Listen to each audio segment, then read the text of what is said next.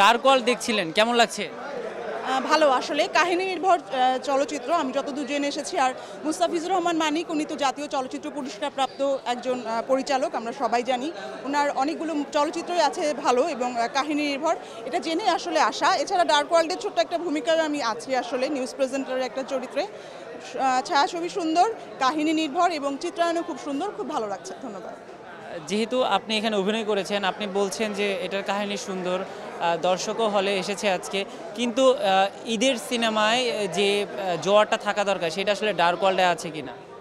আমার কাছে মনে হয় দর্শকদের ভালো লাগবে। আসলে আমরা তো ঈদের সিনেমাতে সাধারণত গতানুগতিক যেই জিনিসটা খুঁজি, সাধারণত আমরা দেখি যে একটা নির্দিষ্ট সিনেমাতেই থাকে সাধারণত, কিন্তু এটাতে আসলে ভিন্নধর্মী কিছু আছে, থ্রিলার আছে, অ্যাকশন আছে, সাসপেন্স আছে। আমি যতদূর জানি ভালো লাগবে দর্শকদের। দর্শক কেন অন্য সিনেমা রেখে ডার্ক ওয়ার্ল্ড দেখবে? অন্য সিনেমা রেখে ডার্ক ওয়ার্ল্ড দেখবে, আমি বলছি সবগুলোই দেখুক দর্শক, পাশাপাশি যেগুলো চলছে এখন তার পাশাপাশি ডার্ক ওয়ার্ল্ড দেখুক। কোনোটা রেখে কোনোটা দেখার পক্ষপাতী আসলে না। আমি নিজেও কিন্তু ঈদের 2-3টা সিনেমা দেখে ফেলেছি। সো ঈদে আসলে বিনোদনের একমাত্র বিষয় কিন্তু সিনেমা, দর্শক সব দেখবে, এটাই স্বাভাবিক। জোর ব্রাইট লক টেকনোলজি সাধারণ পাউডারের তুলনায় দেয় দ্বিগুণ উজ্জ্বলতা, রিন অ্যাডভান্সড দেয় দ্বিগুণ উজ্জ্বলতা। অনেকেই বলছে সামাজিক যোগাযোগ মাধ্যমে যে আসলে ডার্ক ওয়ার্ল্ডের নায়কের জন্য সিনেমাটা চলছে না, আপনার কি মনে হয়?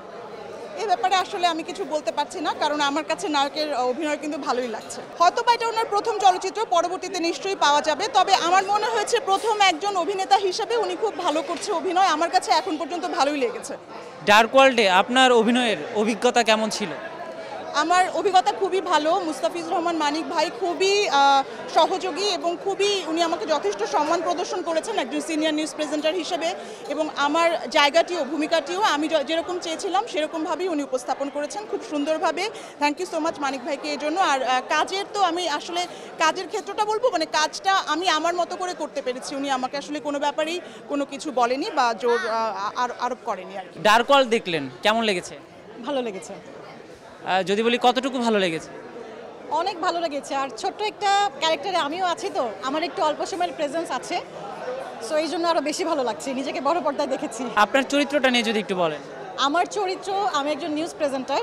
সিনেমাতে আমাকে ওই চরিত্রেই দেখানো হয়েছে। আপনি তো একজন নিউজ প্রেজেন্টার, সো আপনার আসলে এই সিনেমার সঙ্গে যুক্ত হওয়া কিভাবে? আসলে পরিচালক খুঁজছিলেন যে এই নিউজ পড়ার পার্টটুকু যেন আসল নিউজ প্রেজেন্টারদেরকে দিয়েই করানো হয়। দ্যাটস ওয়াই তারা আমার সাথে কন্ট্যাক্ট করেছে যে ছোট একটা নিউজ আপু পড়ে দিতে হবে। পড়লাম। আসলে কি আপনার মনে হয়েছে সেই সময় আপনাকে অভিনয় করতে হয়েছে? না, একদমই মনে হয়নি, একদমই মনে হয়নি।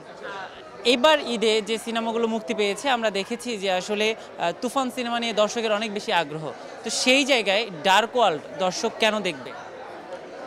ডার্ক ওয়ার্ল্ড দেখবে, ডার্ক ওয়ার্ল্ডের পরিচালক উনি জাতীয় চলচ্চিত্র পুরস্কার পেয়েছেন। ওনারা অনেক ভালো ভালো ফিল্ম আগে আমরা দেখেছি, এই জন্য দেখবে। নতুন হিরোর কেমন কাজ, নতুন সব কিছু সম্পর্কেই মানুষের একটু কিউরিয়াসিটি থাকে, এই জন্য দেখবে। এবং অ্যাকশনধর্মী সিনেমা তো আমাদের এখানে কম হয়, আমাদের দেশে কম হয়, এই সিনেমাটা তো অ্যাকশনধর্মী। সো সব কিছু মিলে ঈদের জন্য পারফেক্ট বিনোদনের একটা সিনেমা আমি মনে করি। যেহেতু ঈদের মৌসুম চলছে, ঈদের সিনেমা মুক্তি পাচ্ছে, অনেকেই কিন্তু বলছে যে আসলে ডার্ক ওয়ার্ল্ড সিনেমাটি চলছে না এই সিনেমার হিরোর কারণে। তাহলে আপনার কি মনে হয়? আসলে আমরা যে কোনো ক্ষেত্রেই যদি দেখি, নতুনদের প্রথম যে কাজটা ওইভাবে হয়তো আপ টু দ্য মার্ক হয় না। সো আমি বলবো হ্যাঁ, এই সিনেমার হিরোর আরও গ্রুমিং দরকার আছে। তাই বলে সে খারাপ করেনি, সে ভালো করেছে। নতুন হিসেবে সে যথেষ্ট ভালো করেছে।